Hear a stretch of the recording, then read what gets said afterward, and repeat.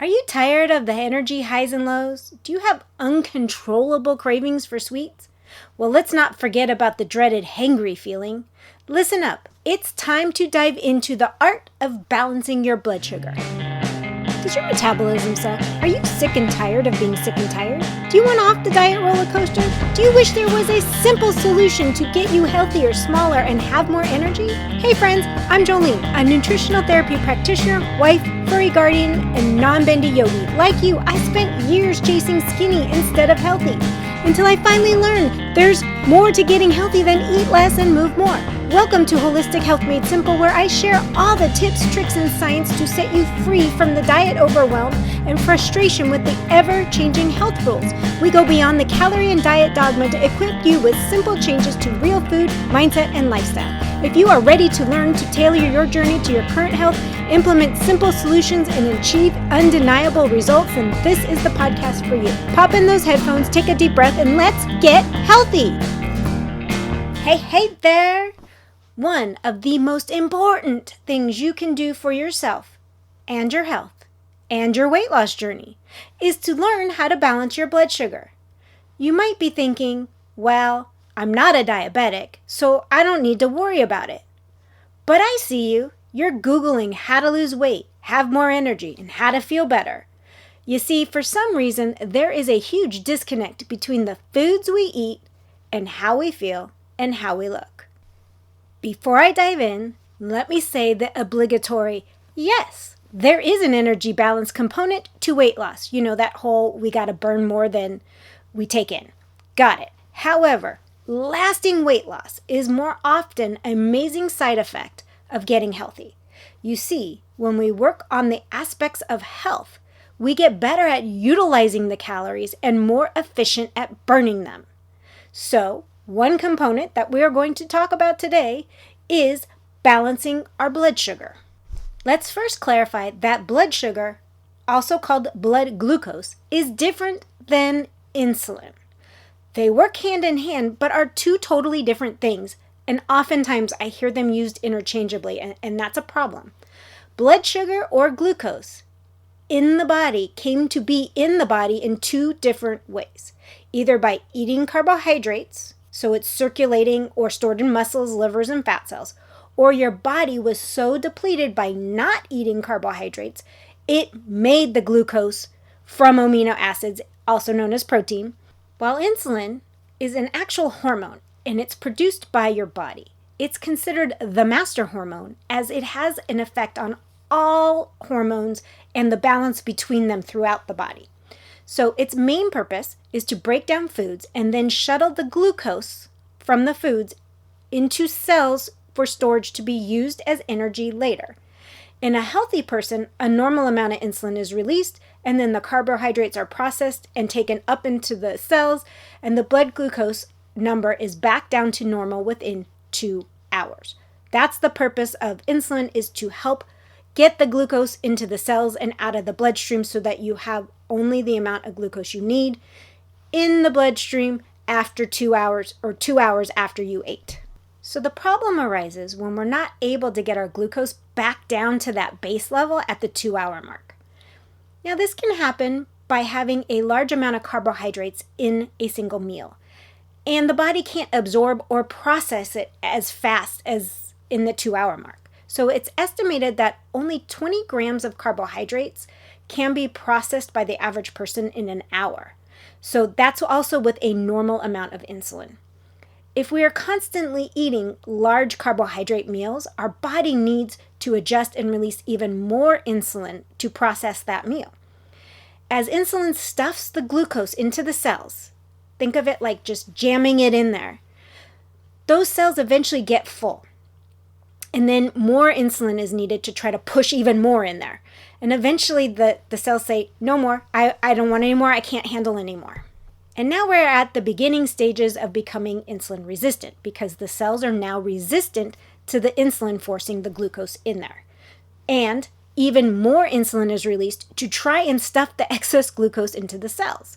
So the beginnings of insulin resistance is actually a problem of excess insulin needed to push stuff in.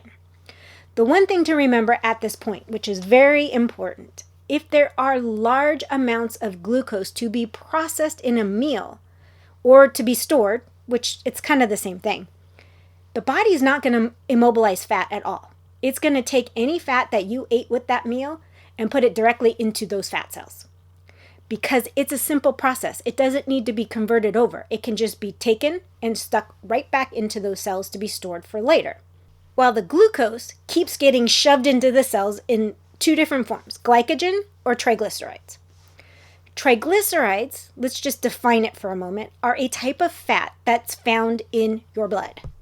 Even though triglycerides consist of fat, most triglycerides are made by your body from extra carbohydrates.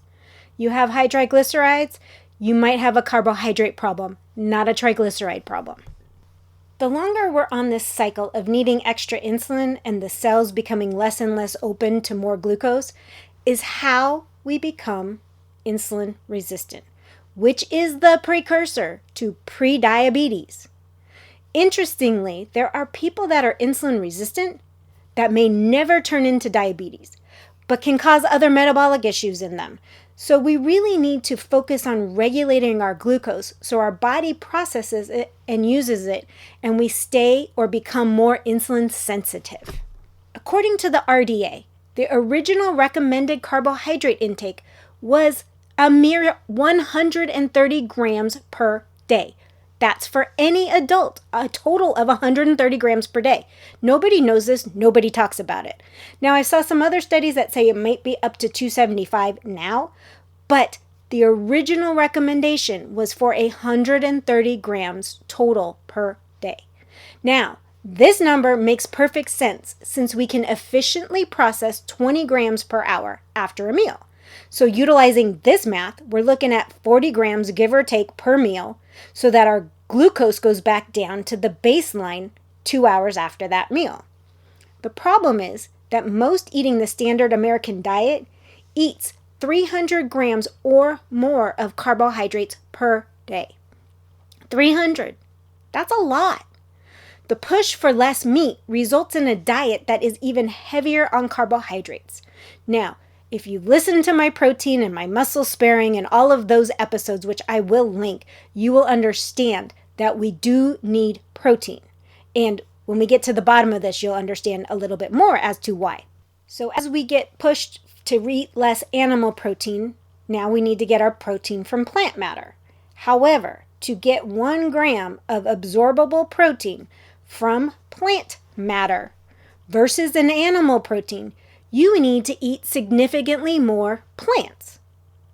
Well, the protein doesn't translate equally. 1 gram of plant protein to 1 gram of animal protein is not the same because we don't absorb it.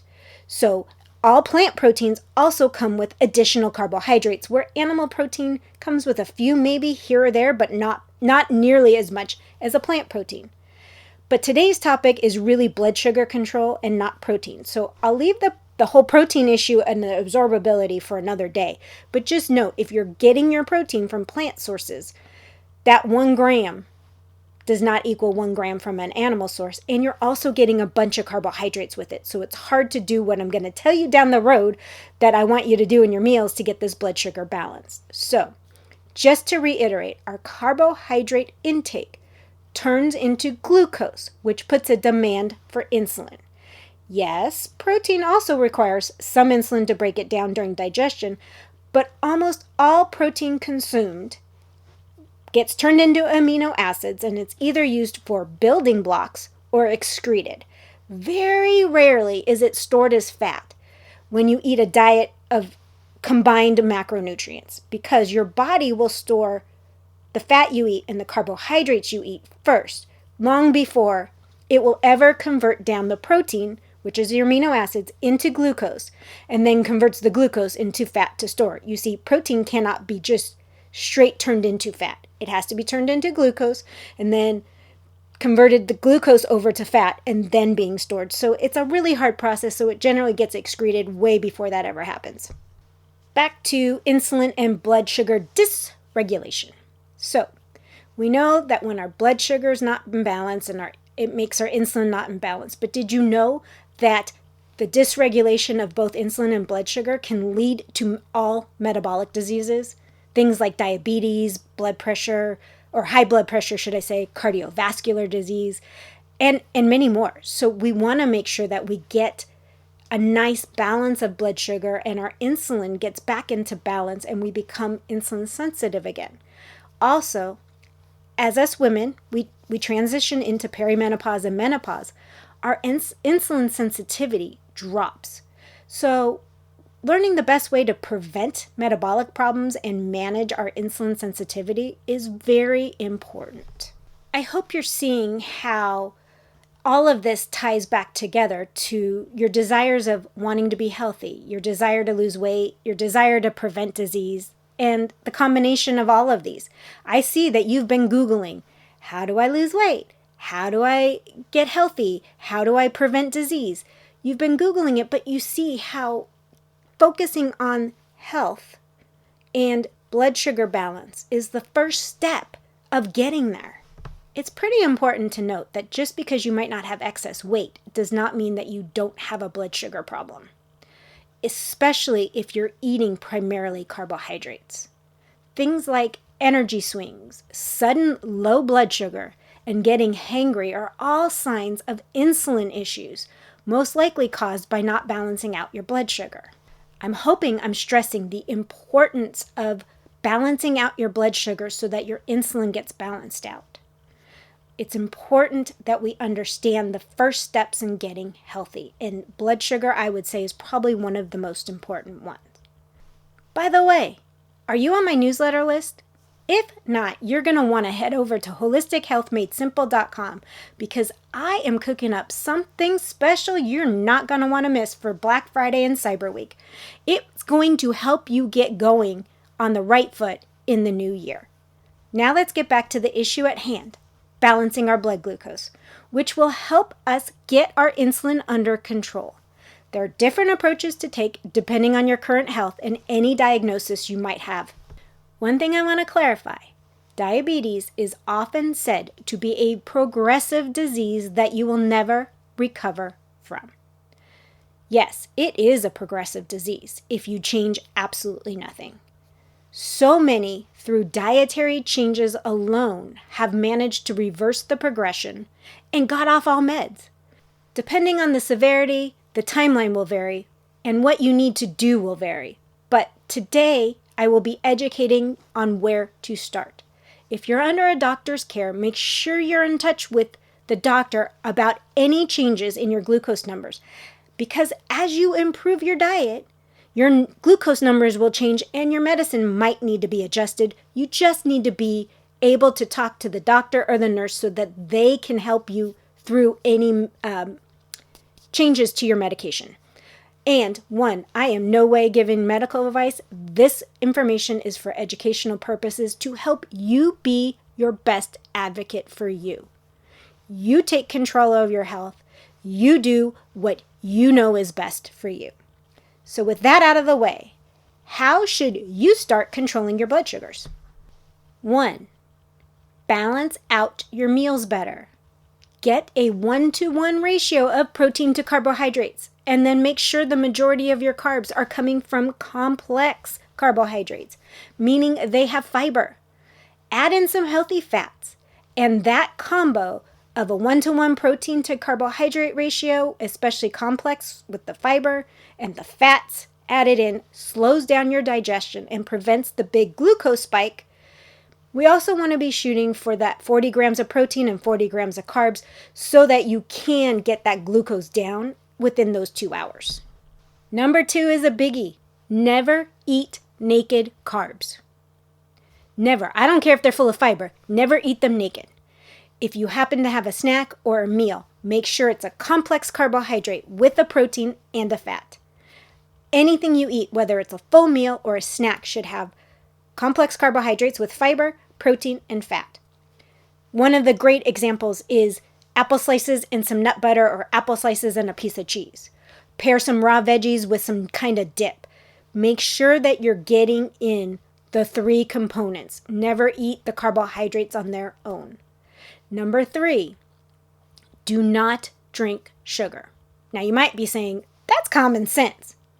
But how often are you reaching for a drink that's considered healthy, but it's primarily sugar?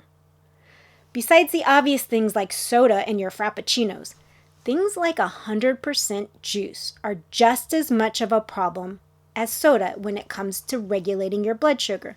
Now, if you enjoy a small glass of juice, like 2 to 4 ounces, I'm not going to tell you it's bad, but I want you to make sure you're having that with your meal and you're counting those carbohydrates as part of your meal. Having it all by itself is a sugar load that your body just can't handle.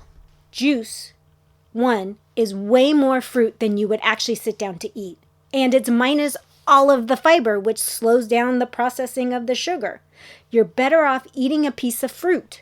Next time at the store, grab one of those green juices or regular juices that all say 100% juice.